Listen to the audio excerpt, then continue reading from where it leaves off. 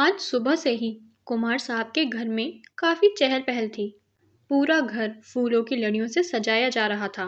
हलवाई तरह तरह के पकवान बना रहे थे। मिसेस कुमार पार्लर से सच धज तैयार हो सारे कामों का मुआयना कर रही थीं।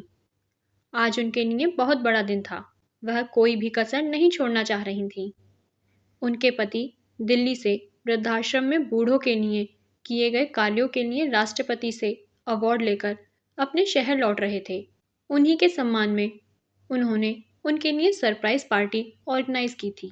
शहर के सभी नामचीन लोग इस पार्टी में आने वाले थे।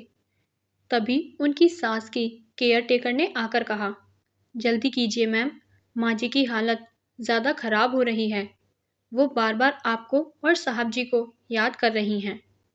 उनकी बात सुनकर गुस्से में मिसेस कुमार बोली, यह बुढ़िया मर जाए तो एक काम खत्म हो जाए। दिन रात इनकी सेवा में ही पूरा दिन चला जाता है। आज हमारा इतना खास दिन है, उस दिन भी इसे चैन नहीं मिल रहा। रुक जाओ जरा, हलवाई से मिलकर आती हूँ, उसके बाद देखते हैं क्या करना है। बेचारी केयर टेकर वापस उनकी सास की देखभाल करने पहुंच गई। मगर आज उनकी हालत सच में बहुत ज़्यादा नाजुक थी। वह बार बार अपने बेटे से मिलने की गुजारिश कर रही थी। उन्होंने उस नर्स का हाथ पकड़ा और कहा, बाहर यह रौनक कैसी है, सुबह से ही चहल पहल महसूस कर रही हूँ। उनकी केयर टेकर ने कहा, माँ जी, आज आपके लिए बहुत फक्र का दिन है। आपके बेटे को वृद्धाश्रम में वृद्धों की सेवा करने के लिए राष्ट्रपति से अवार्ड मिला है। यह सुनकर उनके चेहरे पर सुकून की चमक आ गई। उन्होंने कहा, तुम्हें पता है, यह सब उसके पिता के दिए हुए संस्कार हैं। उन्होंने बचपन से ही बड़ों की सेवा करना सिखाया है। अभी उसे जब मेरे बारे में पता चलेगा, भागकर मेरे पास आएगा। ये बहू ही है जिसे कभी मेरा ख्याल नहीं रहा। थोड़ी देर में मिसेस कुमार अपने काम से फ्री होकर जैसे ही उनके कमरे में पहुंची, उनके चेहरे पर सुकून आ गया। वो मुस्कुराते हुए उसकी ओर देख उसे आशीष देने के लिए अपना हाथ उठाने लगी, तो मिसेस कुमार ने उनका हाथ झटक दिया और कहा, आप शुरू से लेकर आज तक हमारी खुशियों पर ग्रहण लगाती आई हो। आज भी इतना खास दिन है और आपका तमाशा चालू है। मगर मैं साफ साफ कह देती हूँ, इनके सामने अपनी बीमारी का ढिंडोरा मत पीटना, वरना आज शाम की पार्टी बर्बाद हो जाएगी। फिर उन्होंने उनकी केयर टेकर की ओर देखा और कहा, तुम्हें किस बात की तनख्वाह मिलती है? इनका अच्छी तरह से ध्यान रखना।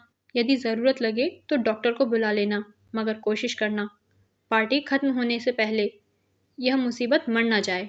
यदि यह पार्टी के पहले मर गई तो पूरी पार्टी बर्बाद हो जाएगी। कहकर वे उनके कमरे से बाहर निकल गई। उनकी सास अपनी बहू के इस तरह के व्यवहार को पहले ही पसंद नहीं करती थी। आज तो उसने केयर टेकर के सामने हद ही कर दी थी। उनकी नज़र धीरे धीरे झुकने लगी और वह खामोश हो गईं। केयर टेकर अपनी तरफ से पूरी कोशिश कर रही थी, मगर अब उनका शरीर रेस्पॉन्स देना बंद कर रहा था। उसने तुरंत डॉक्टर को बुलाया। चेकअप करने के बाद डॉक्टर ने उन्हें हॉस्पिटल में एडमिट करने की सलाह दी। केयर टेकर मिसेस कुमार के पास जाने से घबरा रही थी। वह मिस्टर कुमार के आने का इंतज़ार करने लगी। मिस्टर कुमार के आने के बाद केयर टेकर उन्हें सीधे अपने कमरे में ले गई। केयर टेकर ने मौका देखकर धीरे से उन्हें उनकी माँ की तबीयत के बारे में बताया और कहा, आज सुबह से ही माँ जी को सांस लेने में दिक्कत आ रही है।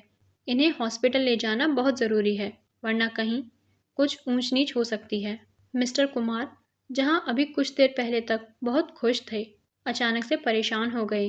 तभी मिसेस कुमार ने उन्हें शाम की पार्टी के बारे में बताया, मगर मिस्टर कुमार ने कहा, नहीं, पार्टी कैंसिल कर दो, माँ की तबीयत ठीक नहीं है, उन्हें हॉस्पिटल लेके जाना है। मिसेस कुमार ने केयर टेकर की तरफ गुस्से में देखा, फिर मुस्कुराते हुए मिस्टर कुमार की ओर देखकर कहा, आप भी ना, कैसी बातें करते हो? क्या मुझे उनका ख्याल नहीं है? मैं अभी थोड़ी देर पहले माँ जी के पास से आई हूँ। डॉक्टर को भी दिखा दिया है। सब कुछ ठीक है। आज तो आपका सपना पूरा होने वाला है। इस बार आपको आपके सेवा कार्यों से प्रभावित होकर बहुत बड़ी पार्टी रखी हुई है। आज की पार्टी तो आपके लिए बहुत खास है। आखिर हो भी क्यों ना, आपने बच्चों के द्वारा छोड़े गए बुजुर्गों के लिए कितना कुछ किया है। खुशी की बात सुनकर मिस्टर कुमार अपनी माँ के बारे में भूल गए। शाम को पार्टी में जहाँ जाम से जाम टकरा रहे थे।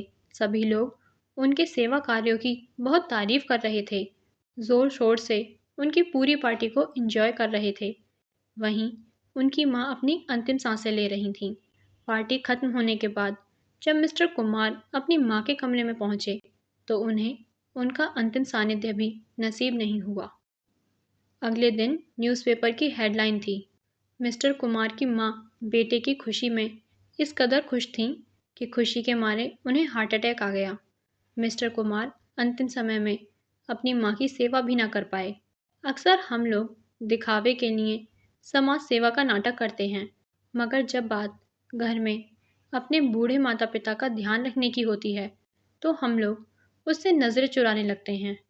मिस्टर कुमार एक ऐसा बेटा जो पराई माँओं की इतनी सेवा करता था, काश अपनी माँ की भी सेवा कर पाता। दोस्तों, हमेशा याद रखना, जो अपने माता पिता की पूरे दिल से सेवा करता है उस इंसान के ऊपर भगवान का वास होता है। दोस्तों, इस वीडियो को लेकर आपकी क्या राय है नीचे कमेंट करके ज़रूर बताएं। और अगर आपको ये वीडियो अच्छी लगी हो तो वीडियो को लाइक कीजिए, चैनल को सब्सक्राइब कीजिए। धन्यवाद।